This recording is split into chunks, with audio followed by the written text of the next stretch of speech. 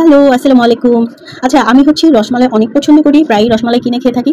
তো অনেক আগে একবার বাসায় বানানো ট্রাই করেছিলাম, হয়েছিল, পারফেক্ট হয়েছিল, 100 না হলেও 90% পারফেক্ট হয়েছিল। তো আজকে আবার বানানো ট্রাই করছি। আমি প্রথমে গুঁড়ো দুধ নিয়ে নিলাম, তারপরে এর সাথে হালকা অল্প পরিমাণ বেকিং পাউডার নিয়ে নেব, ভালো করে মিক্স করে নিব।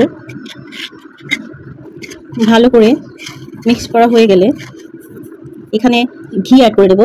বাট আজকে যেটা আমি হুট করে প্ল্যান করেছি বানানোর, বাসায় ঘি নেই, তো আজকে আমি সয়াবিন তেল দিয়ে ট্রাই করব। তো আমি হালকা পরিমাণ তেল দিয়ে নিচ্ছি, সয়াবিন তেল।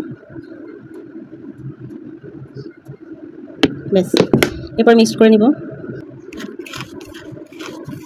এরপর আমি এই তো ডিম নিয়েছি একটা, ডিম দিয়ে আস্তে আস্তে করে এই ব্যাটারটা তৈরি করে নেব।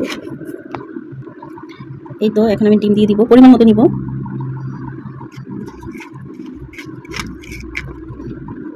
ডিমের পরিমাণটা অবশ্যই দেখে দেখে নিতে হবে, তা না হলে যে আমার মতো বেশি লিকুইড হয়ে যাবে, এভাবে করা যাবে না। ডো তৈরি করার জন্য মানে আমরা যেভাবে রুটির ডোটা তৈরি করি ওই রকম সফট আর ওই থিকনেসটা ওইরকম হতে হবে।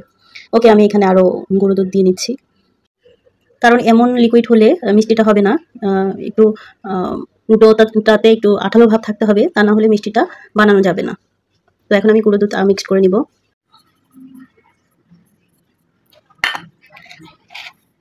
এখন আমি আবার এটাকে আঠালো ভাবটা করবো, এর জন্য আরেকটু গুঁড়া দুধ অ্যাড করে নিলাম, কারণ তখন আমার ডিম বেশি দেওয়া হয়ে গিয়েছিল। এই যে আমার ডোটা এরকম হবে, ডোটা বানানো হয়ে গেছে, একটু আঠালো আঠালো হবে। এখন আমি 5-10 মিনিটের জন্য রেখে দিব। জানি না আজকে কেমন হবে, কারণ আমি ঘিয়ের পরিবর্তে সাদা তেল মানে সয়াবিন তেলটা ইউজ করেছি। দেখা যাক কেমন হয়। এই যে আমি একটু একটু করে এই সাইজের করে বানিয়ে নিব। এই যে আমার বানানো কমপ্লিট, অনেকগুলো হয়েছে। যে যেই শেপ পছন্দ করেন সে সেই আকারে বানিয়ে নেবেন। চলেন এবার রসমালাইয়ের রসটা বানিয়ে ফেলি। রসমালাই রস বানানোর জন্য আমি এখানে দুধ গরম করে নেব। লিকুইড দুধ দিয়ে দিচ্ছি আমি, আপনারা চাইলে গুঁড়ো দুধ দিয়ে বানাতে পারবেন। আমি লিকুইড দুধ দিয়ে দিচ্ছি। এখানে দুধ জাল দিয়ে নিচ্ছি, জাল করে এখন অ্যাড করবো চিনি। যে যেমন পরিমাণ মিষ্টি পছন্দ করেন সেও স্বাদ অনুযায়ী সেই যে পরিমাণ মিষ্টি পছন্দ করেন ওই রকম চিনি দিয়ে নেবেন। আমি এখানে 3 চামচ পরিমাণ চিনি দিয়ে দিলাম।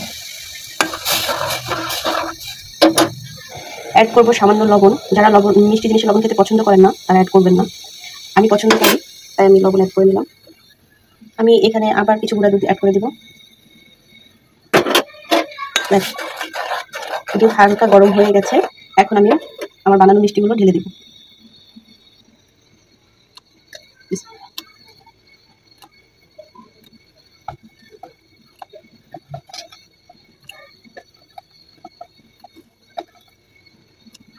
ব্যাস, মিষ্টিগুলো দিয়ে দিলাম।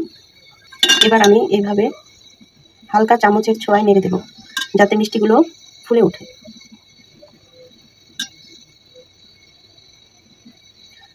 মিষ্টিগুলো সেদ্ধ হওয়ার জন্য দিলাম, মিষ্টিগুলো আস্তে আস্তে ফুলে উঠবে। এখন আমি কিছুক্ষণের জন্য ঢেকে দেব, 5 মিনিটের জন্য ঢেকে রাখবো। এখন হয়ে গেছে 5 মিনিট। 5 মিনিট পরে এই যে দেখুন মিষ্টিগুলো ভালোভাবে ফুলে উঠতেছে, আরও ফুলবে। মিষ্টিগুলো সেদ্ধ হয়ে যাচ্ছে, ফুলে উঠেছে। এই যে যখন পুরোপুরি সেদ্ধ হয়ে যাবে তখন আবার নিচে ডুবে যাবে। এই টিপসটা মনে রাখতে হবে। আমি এর আগে যখন বানিয়েছিলাম গোল গোল শেপে বানিয়েছিলাম, এখন একটু লম্বা লম্বা করে বানিয়েছি, দেখি কেমন হয়। আমার এটা সেকেন্ড টাইম বানাচ্ছি, লেটস সি কেমন হয়। আমার মিষ্টিগুলো প্রায় হয়ে এসেছে। আমি এখন উপর দিয়ে আরেকটু গুঁড়ো দুধ দিয়ে দেবো, একটু বেশি টেস্টি হওয়ার জন্য, একটু ঘন হওয়ার জন্য। অলমোস্ট হয়ে গেছে, রেডি হয়ে গেছে আমার রসমালাই। এখন নামিয়ে ফেলবো। নিজের হাতে রসমালাই বানিয়েছি, অনেক মজা হয়েছে, সিরিয়াসলি। এই হলো আমার রসমালাইয়ের ফাইনাল লুক। এখন সার্ভ করবো। এই রসমালাইটা গরম গরমও ভালো লাগে, আবার ফ্রিজে রেখে ঠান্ডা করে খেলেও অনেক ভালো লাগে। রেডি আমার রসমালাই, বিসমিল্লাহ। এত ইয়ামি, মাশাআল্লাহ। ওকে, যেমন বানিয়েছি আমার মনে হয় ভালোই হয়েছে, মোটামুটি পারফেক্টই হয়েছে। সবাই এভাবে একবার হলে ট্রাই করো। ওকে, সবাই ভালো থেকে সুস্থ থেকো, আল্লাহ হাফেজ।